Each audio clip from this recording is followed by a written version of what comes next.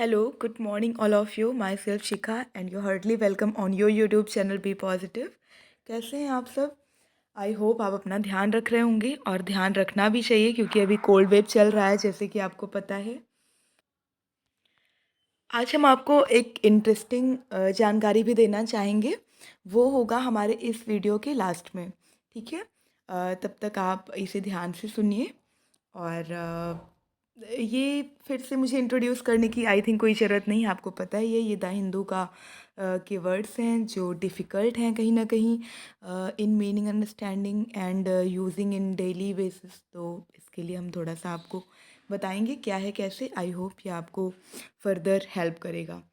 तो पहली न्यूज़ है, flat owners in Haryana seek early judgement on possession. ठीक है, तो यहाँ पे ये है कि फ्लैट ओनर्स जो हैं हरियाणा के, वो मतलब जजमेंट जो है वो सोच रहे हैं कि ये जल्दी आ जाए। पोजेशन पे जजमेंट का मतलब यहाँ पे है कि मतलब एक जो अधिकार, प्रॉपर्टी पे अधिकार करना होता है या दाखिल करना होता है या कब्जा करना होता है, ठीक है। तो पोजेशन का मतलब ये होता है, मैं आपको लिख के बता देती हूँ। दाखिल करना या कब्जा करना, ठीक है, या फिर किसी चीज़ पे अधिकार करना, तो वो सब पोजेसन में आता है। अगर हम इसके इंग्लिश सिनोनिम की बात करें तो इनटेक हो सकता है, अथॉरिटी हो सकती है, राइट्स हो सकती है, एंड इंट्री मतलब ये जो दाखिल करना होता है, इंट्री करना, ठीक है। तो ये न्यूज़ भी थोड़ी सी हम जान लेते हैं कि यहाँ पे ये इंटरनेशनल लैंड डेवलपर हैं, ठीक है। तो मतलब इंटरनेशनल बेसिस के, तो वो भी हरियाणा में अपना एक आईएलडी ग्रीन करके पूरा रेजिडेंशियल एरिया डेवलप कर रहे हैं। तो अभी यहाँ पे मिस्टर खंडेलवाल हैं, जो कि चेयरमैन हैं रेरा गुरुग्राम के। तो उन्होंने कहा है कि ये पिछले कई टाइम से ये बहुत मिसलीड कर रहे हैं यहाँ के जो प्रॉपर्टी राइट्स हैं उनको, उनके पोजेसन की जो राइट्स हैं, ठीक है, उनको बहुत मिसलीड कर रहे हैं। तो इस पे ये प्रॉपर सुनवाई करना चाह रहे हैं। तो वही है कि फ्लैट ओनर्स जो हैं हरियाणा के, वो खारिज दाखिल के या प्रॉपर्टी के अधिकार के ऊपर जो जजमेंट आने वाला है उसको सोच रहे हैं कि वो थोड़ा सा जल्दी से हो जाए, ठीक है। दूसरी न्यूज़ की अगर हम बात करें तो यहाँ पे है, no meetings procession allowed on contempt rule. तो अभी क्या हुआ कि अ, यहाँ पे, सॉरी गाइस मेरे गले में पता नहीं क्या क्या हो जाता है विंटर में। हाँ ठीक है, देखते हैं। एक 3 जजेस की स्पेशल बेंच है कलकत्ता हाई कोर्ट की। तो वही है कि यहाँ पे अभी कोई रूल कंटेम्पशन हुआ है। तो पहले हम कंटेम्प्ट की मीनिंग जान लेते हैं। कंटेम्प्ट का मतलब होता है अवमानना करना, ठीक है। अगर हम कंटेम्प्ट को दूसरे तरीके से देखना चाहें तो क्रिमिनल कंटेम्प्ट का मतलब होता है कानूनी अवमानना, और जुडिशल कंटेम्प्ट का मतलब होता है न्यायिक अवमानना। तो कुल मिला के कंटेम्प्ट रूल का मतलब होता है कि रूल की अवमानना करना, ठीक है। तो ये कह रहे हैं कि जब तक इस चीज़ पे हम सुनवाई कर रहे हैं जो कि कंटेम्पशन हुआ है, तब तक यहाँ पे कोई भी मीटिंग नहीं होगी, कोई भी प्रोसेसन नहीं होगा, मतलब कुछ भी अलाउड नहीं है। कोई भी चीज़ आप बाहर नहीं करेंगे, बाहर कोई प्ले कार्ड डिस्प्ले नहीं कर सकते हैं, ठीक है। अ, तो यहाँ पे यही है। अब हम यहाँ पे जानेंगे कि प्रोसेसन का की वर्ड मीनिंग क्या होगी। तो प्रोसेसन का मतलब होता है कोई भी प्रदर्शन करना, ठीक है। कोई भी, ये जुलूस फॉर्म में भी हो सकता है, ये पम्पलेट शोइंग फॉर्म में भी हो सकता है, कुल मिला के प्रदर्शन करना। इसकी अगर हम इंग्लिश सिनोनिम की बात करें तो मतलब शोइंग होता है, ठीक है। और इसके साथ में परेड उस तरीके से नहीं होगा क्योंकि परेड में हम जो है पूरी फिजिकल एक्टिविटीज़ को शामिल करते हैं। तो फिलहाल यहाँ पे प्रोसेसन का मतलब यही समझिए कि कोई भी प्रदर्शन, कोई भी जुलूस यहाँ पे नहीं दिखाया जाएगा जब तक कि ये इस कोर्ट पे, सॉरी, कोर्ट इस चीज़ पे सुनवाई नहीं कर देती है। इसके बाद न्यूज़ है, Kerala high court to implead sub collector poll panel in missing ballot box case. तो यहाँ पे मतलब ये है कि केरला हाई कोर्ट ने मतलब इम्प्लीट करना चाहा सब कलेक्टर को और इवन इलेक्शन कमिश्नर को भी, ठीक है, क्योंकि ये इनका दावा है कि दावा क्या मतलब ये ऐसा बोल रहे हैं कि मिसलीड किया गया है, बैलेट पेपर के साथ छेड़छाड़ की गई है, ठीक है।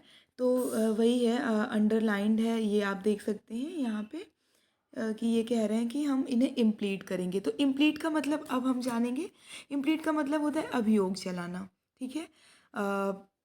मतलब किसी के खिलाफ अगर किसी ने कानूनी तौर पर कोई जैसे कि मतलब कानून के दायरे के बाहर अगर कोई चीज़ करी है, ठीक है, इल्लीगल चीज़ें भी कह सकते हैं अगर करी है, तो उसके खिलाफ हम इम्प्लीड कर सकते हैं। और इसकी सिनोनिम्स होते हैं एक्यूज़, प्रोसिक्यूट, ठीक है, प्रोसिक्यूट से ही प्रोसिक्यूटर बना है जिसको हम सरकारी वकील कहते हैं। और पिटीशन करना भी होता है, प्रेस चार्ज करना भी होता है।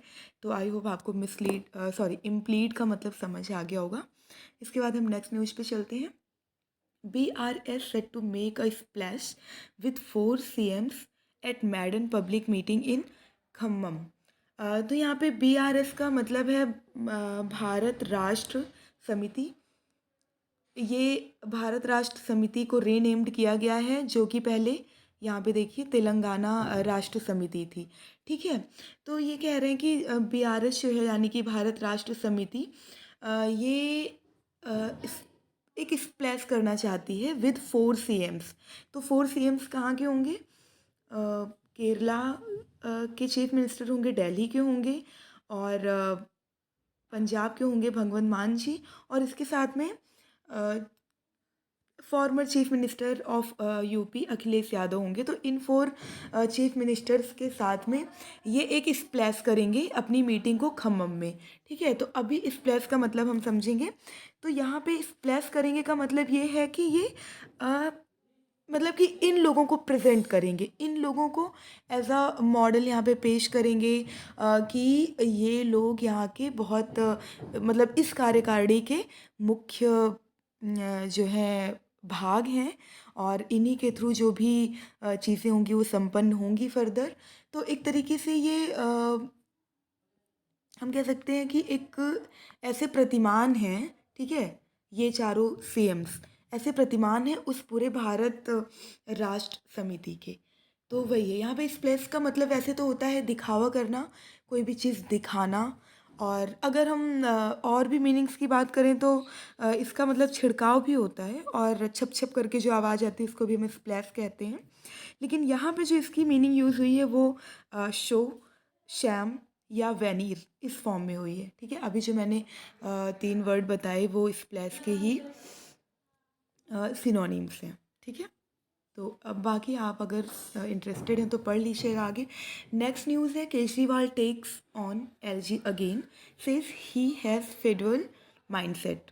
तो केजरीवाल ने फिर से लेफ्टिनेंट गवर्नर को घेरे में लिया, ठीक है। टेक्स ऑन का मतलब यहाँ पे घेरे में लेना है। उन्होंने ऐसा कहा कि ही हैज़ यानी कि गवर्नर हैज़ फ्यूडल माइंडसेट, ठीक है। तो यहाँ पे अब हम फ्यूडल माइंडसेट का मतलब जानेंगे। ये होता है सामंती विचारधारा का व्यक्ति, ठीक है।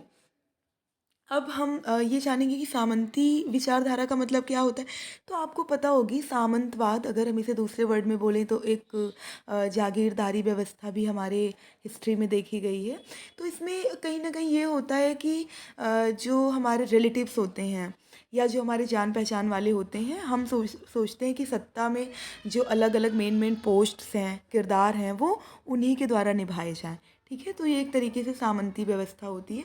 तो ये यही कह रहे हैं कि मतलब अभी जो प्राइमरी एजुकेटर्स हैं उनकी ट्रेनिंग के लिए केजरीवाल उन्हें फ़िनलैंड भेज रहे थे, लेकिन LG ने मतलब उसे कट कर दिया, नहीं ऑर्डर करा, नहीं पास करा आगे।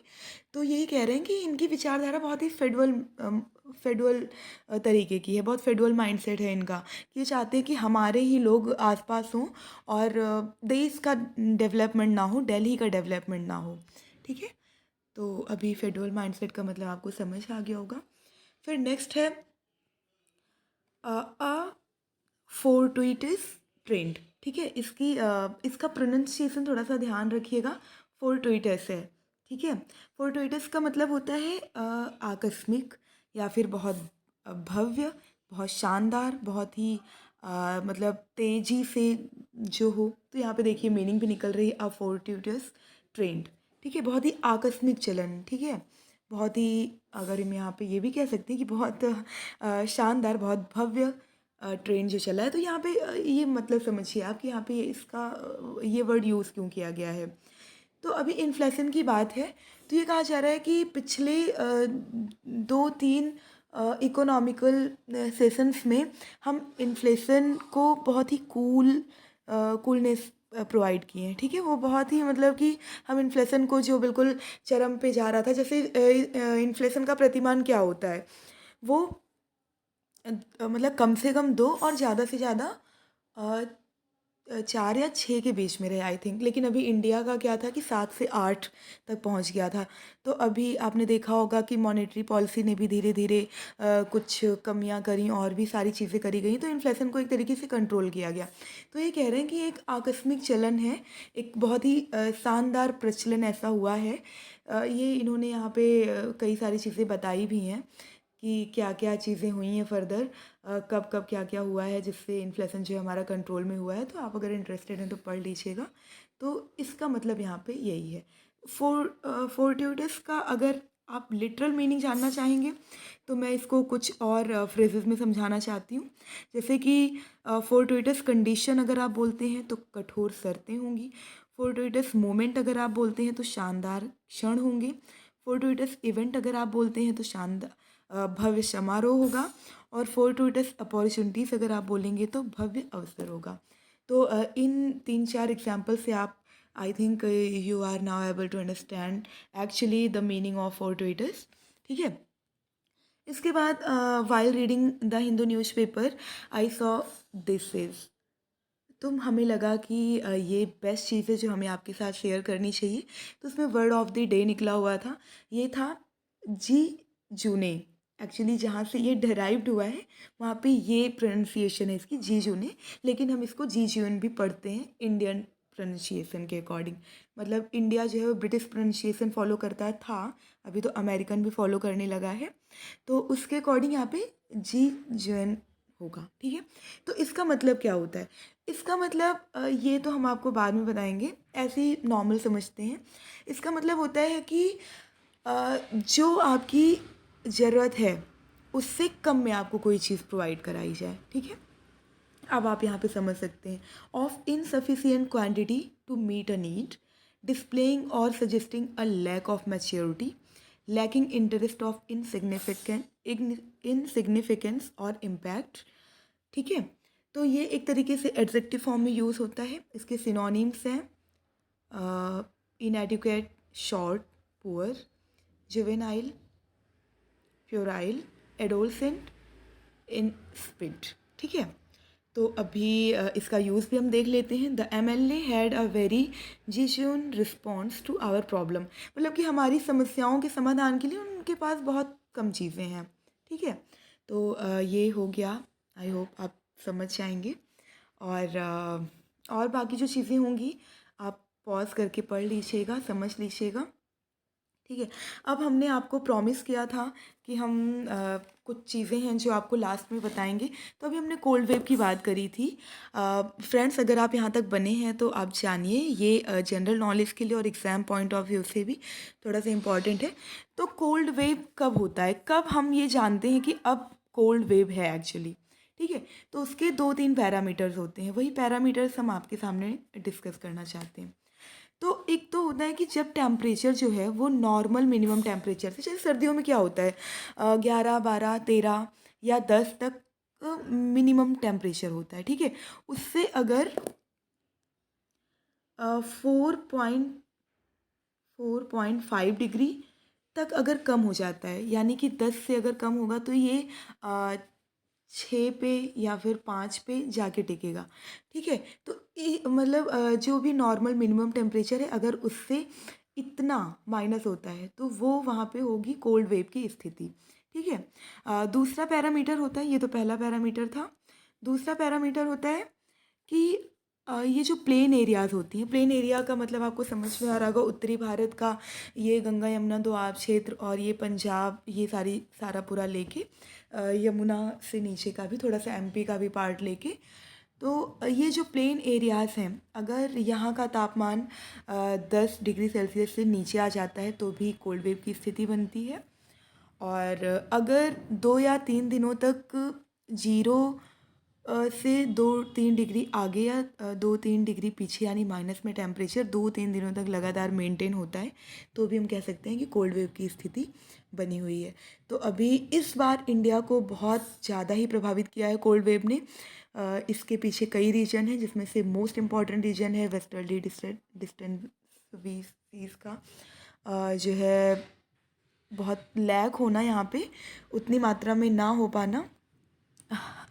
एक्चुअली वीडियो बहुत लंबा हो जाएगा, मैं आपको, अगर आप इंटरेस्टेड हैं तो मैं बाद में बता दूँगी। कुल मिला के हमारा मतलब था कोल्ड वेव आपको समझाने का, तो थोड़ा सा अच्छे से पहन वहन के रहिए और अपना काम तो करना ही है, सर्दियों की वजह से वो तो रुकने वाला नहीं है, लेकिन फिर भी थोड़े से प्रिकॉशंस अगर आप ले रहे हैं, जैसे कि गरम गरम चीज़ें खा रहे हैं, गुड़ और मसाले, हमारा इंडिया तो रिच है मसालों में, वो सब चीज़ें अगर इनटेक कर रहे हैं, प्लस प्रॉपर फैसिलिटी खुद को दे रहे हैं गरम गरम सी, तो फिर आप इससे बचे रह सकते हैं। एंड हम चाहते हैं कि आप सेफ़ रहें, सिक्योर रहें। ओके, यहाँ तक बने रहने के लिए बहुत बहुत धन्यवाद।